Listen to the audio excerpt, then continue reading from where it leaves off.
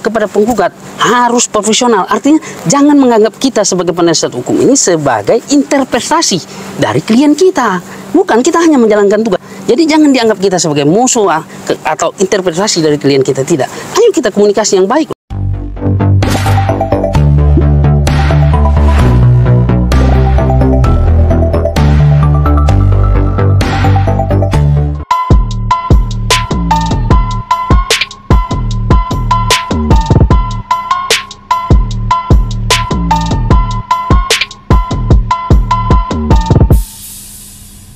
Assalamualaikum warahmatullahi wabarakatuh. Halo semuanya, halo sahabat literatur hukum.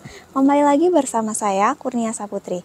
Nah, untuk kegiatan kita pada hari ini yaitu berada di Pengadilan Negeri Sengeti, yang mana kantor hukum Pak Dian Berlian SHMA mendampingi klien atas dugaan adanya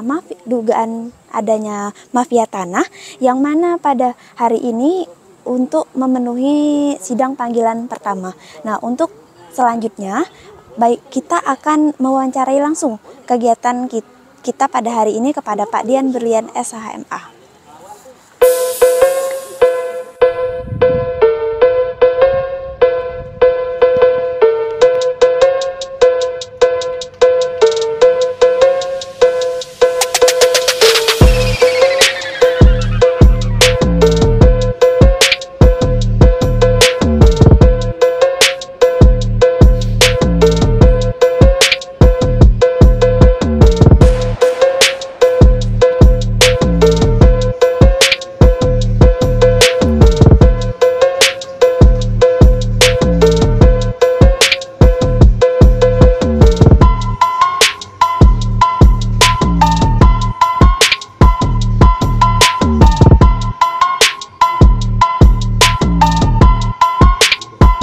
Sahabat literatur hukum semuanya, di sini saya sudah berada bersama Pak Dian untuk terkait adanya dugaan mafia tanah.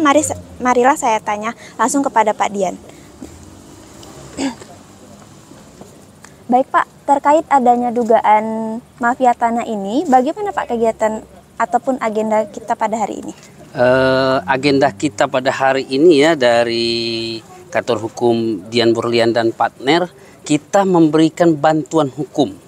Memberi bantuan hukum secara cuma-cuma ya kepada saudara kita Kailani ini, di mana dia telah datang ke kantor kita ini lebih kurang 2 tahun yang lalu, tapi kita selalu mendorong mereka supaya melakukan mediasi untuk selesai di desa, karena pengadilan ini adalah langkah terakhir. Namun sepanjang waktu klien kita ini, karena kita anggap dia tergolong orang susah, jadi mungkin ada beberapa kendala bagi mereka untuk melakukan mediasi. Artinya mereka tidak dianggap lah. Nah, kemudian dia terus lagi datang ke kantor kita buatlah gugatan, kita sepakat bahwa ini adalah harus melalui pengadilan. Maka kemarin sudah kita daftarkan dan hari ini adalah sidang perdana dalam perkara gugatan Kailani ini terkait dugaan, kita duga ini ya, mudah-mudahan dugaan kita ini salah, ada mafia tanah. Kenapa kita bilang mafia tanah? Karena begitu masif dikelola, kemudian dibuat seperti ada keterlibatan oknum-oknum perangkat desa di dalam pembuatan surat tanah untuk para tergugat. Nah, disinilah kita duga ya. Jadi mudah-mudahan dugaan kita salah. Nah, untuk gugatan ini berisinya tentang apa ya Pak?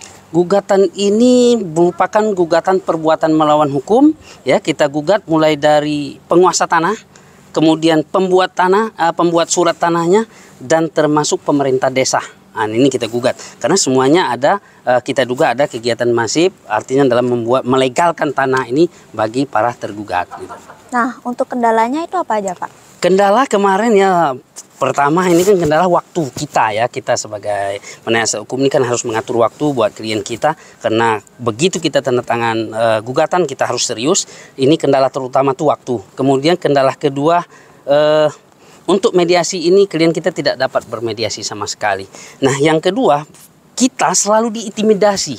Kita selalu diintimidasi oleh para tergugat.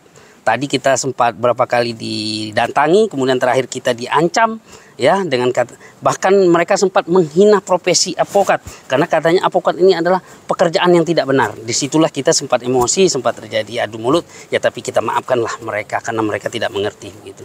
Nah, apa aja nih Pak harapan untuk kedepannya? Ya, harapan kita, ya, proses hukum ini berjalan seperti dan sebagaimana mestinya.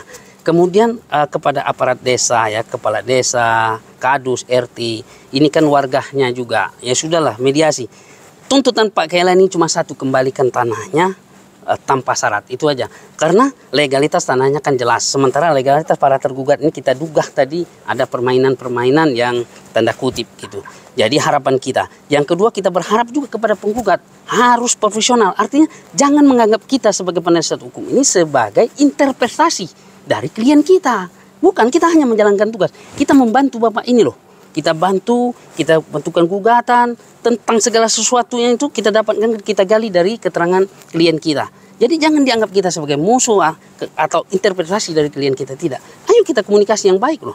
Kalau memang mereka tidak, tinggal tuangkan dalam jawaban, dalam apa, silakan kita ikuti proses. Kalaupun ada pidana, ada merasa kurang senang, silakan ada pengadilan, ada pihak kepolisian buatkan laporan seperti itu. Jadi harapan kita saling menghargai, itu aja lah. Kita ikuti proses hukum ini dan kita nikmati.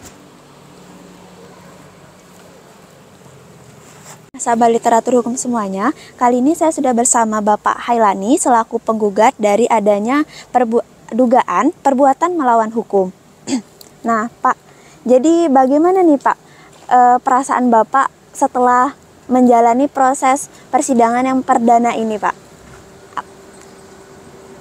Ya, kalau menurut pendapat saya itu adalah enaknya perasaan, dan walaupun belum tentu hasilnya seperti mana, ya harapan saya hasilnya seperti hasil yang baik. Oh, jadi hasilnya itu semoga hak Bapak ini bisa dikembalikan lagi ke Bapak gitu.